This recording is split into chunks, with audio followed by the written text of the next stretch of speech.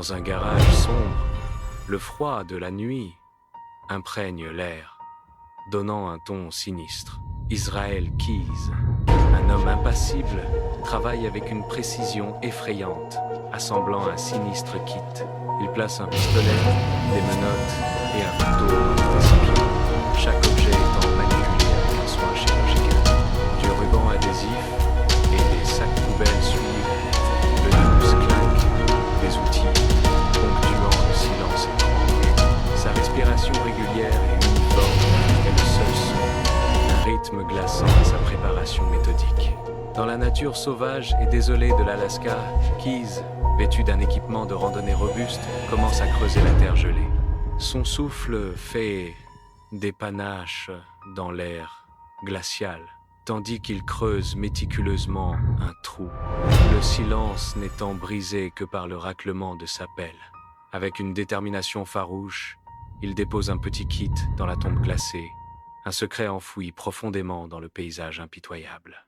Il recouvre ensuite soigneusement la cachette de terre, d'une couche de feuilles et de branches cassées, effaçant toute trace de sa présence.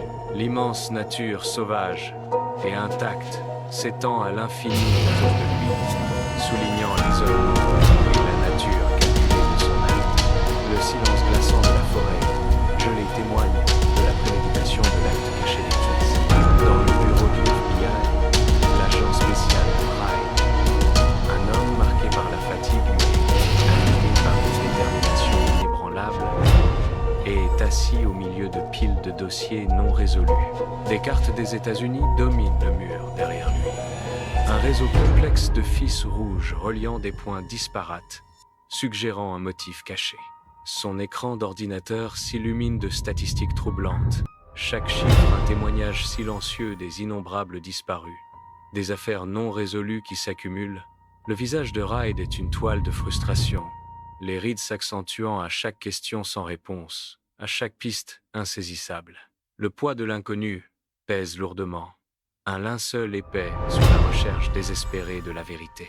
Son regard, bien que fatigué, contient une lueur de défi, une promesse de déterrer les liens cachés qui échappent à tous les autres. Une voiture solitaire traverse l'obscurité d'encre du désert floridien, guidée uniquement par le vaste ciel au-dessus. À l'intérieur, les jointures de Keyes sont d'un blanc éclatant sur le volant, son regard fixé dans le vide tandis qu'une émission de radio banale se prolonge. Soudain, d'un virage serré, il gare la voiture sur le bord de la route désert, le moteur tournant au ralenti, dans le silence profond. Ses yeux, grands et scrutateurs, balayent le paysage désolé, une question silencieuse suspendue dans l'air. Après un moment de tension, un subtil changement dans son expression, il accélère brusquement, laissant le mystère derrière lui. La voiture rugit de nouveau dans la nuit, la brève et inquiétante pause n'étant plus qu'un fantôme dans le rétroviseur. Dans une maison isolée et faiblement éclairée, une victime est attachée à une chaise, ses halètements étouffés, faisant écho à la terreur dans ses yeux écarquillés. Keyes se tient devant elle, une immobilité glaçante dans sa posture, son regard froid et inébranlable. L'air s'épaissit d'une terreur inexprimée, brisée seulement par les supplications désespérées et étouffées de la victime.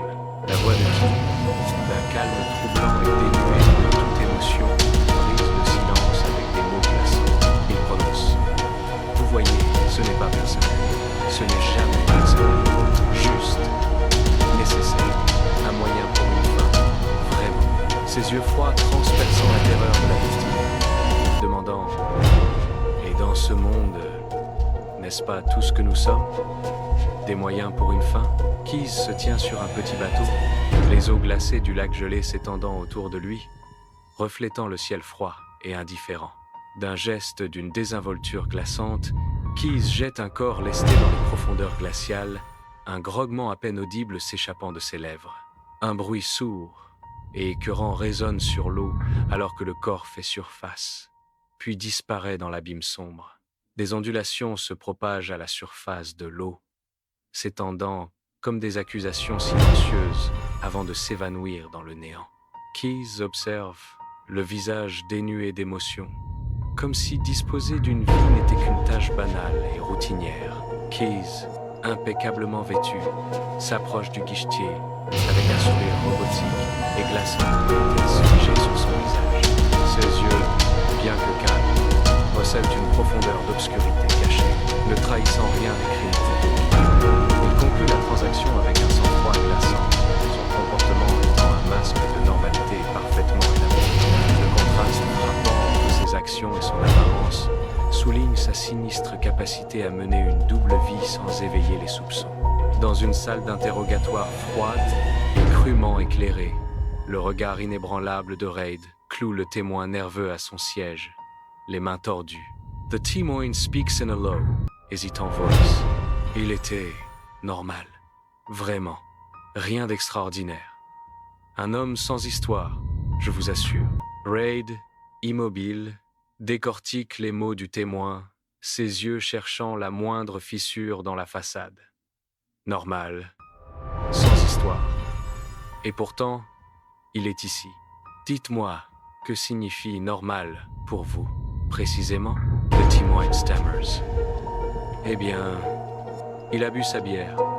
Il a regardé le match, comme n'importe qui. Il n'a pas fait d'histoire, pas un mot plus haut que l'autre. Sur une autoroute brûlante du Nevada, des voitures de police avec des lumières clignotantes et des sirènes hurlantes poursuivent sans relâche le véhicule de Keys. L'air crépite d'une tension électrique, alors que Keys se fraye désespérément un chemin dans le trafic, une danse frénétique d'évasion. Finalement, un mur de voitures de patrouille l'encercle, forçant son véhicule à un arrêt brutal et inévitable. Les officiers tirent rapidement Keys de sa voiture. L'éclat des menottes scellant son destin sous le soleil brûlant.